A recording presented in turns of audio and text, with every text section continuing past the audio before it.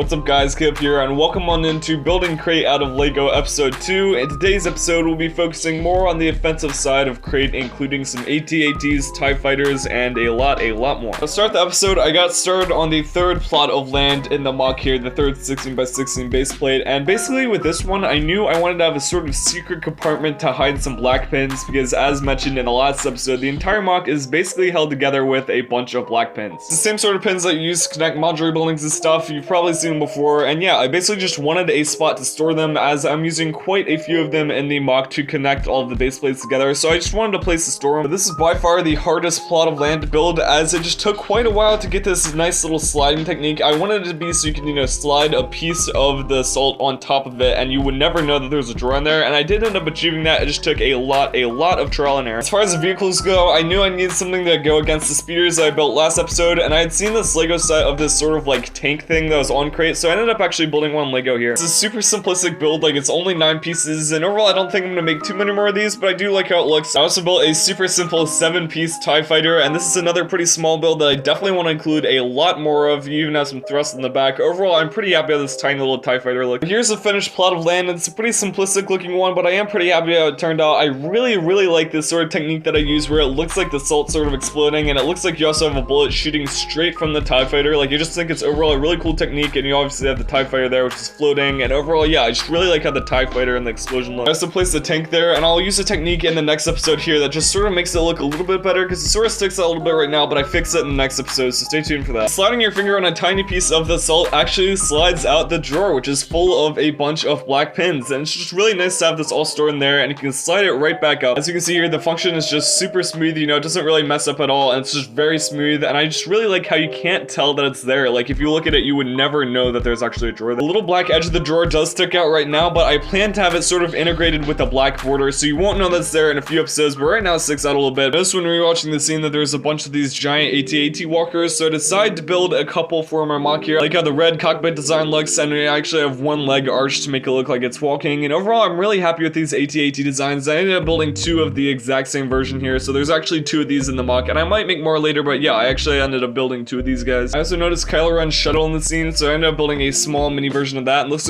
really cool. Again, I like how the red cockpit design looks, and the wings do fold up and down, but overall, yeah, I'm really happy how this little shuttle looks. So now that I had Kylo Ren's sleek all-black shuttle, as well as 2 AT-ATs in my collection, I decided it was time to get started on a 4th base plate to put some of these vehicles on. This was by far the easiest segment to build. Overall, there wasn't too much to this, because, there's no trenches, and there's no fancy explosion, and there's no hidden compartments. This was just like a 16x16 square, basically. We'll see later in the episode here, I was able to get this sort of cool, like, ramp design where it looks like the salt sort of slowly leans up, and that was sort of a cool design, but it didn't take me too long to actually build. Upon rewatching this scene, there was also a giant cannon that basically destroyed the rebels' door, and so I decided to actually build that, and I did use some pretty cool techniques with this, but again, it just was not very complicated, and overall, this sort of plot of land did not take me very long to build at all. So here's the finished plot of land, and overall, it might be my favorite plot so far. I just really like how the cannon looks in particular. Like, I just think it looks really cool, and I use this really weird technique where I actually stack these plates on their sides inside there, so they just rest someplace there, and overall, I do really like how the cannon looks. I placed 2 of the AT-AT builds, one to the left and one to the right of the giant cannon, and overall, I do really like how these things look, and I actually built a 3rd one in the next episode. One of my favorite parts about this section in the mock, though, is actually the little footprints that the AT-AT leaves. I'm just really happy with the technique that I used to get that, and I definitely want to incorporate it more into the mock in future episodes. Of course, we have Kylo Ren's shuttle here, which just looks very nice. I really like the technique I used with the clear bricks to sort of support this over top of the cannon, and overall, yeah, his shuttle looks amazing, and I'm really happy how this plot looks. To finish off the episode here, I sort of want to show the modular style that these all connect in. Basically, they all have a bunch of pins, and you can connect these up with all of the other plots to make a massive version of Crait, and overall, I'm just super happy how Crait's coming along. It's just coming along super well. Finished size of the mock should be 48x48 such. This is the exact same size as the mosaic here, so while it is looking very good right now, there's still 5 more plots that need to be made, and a lot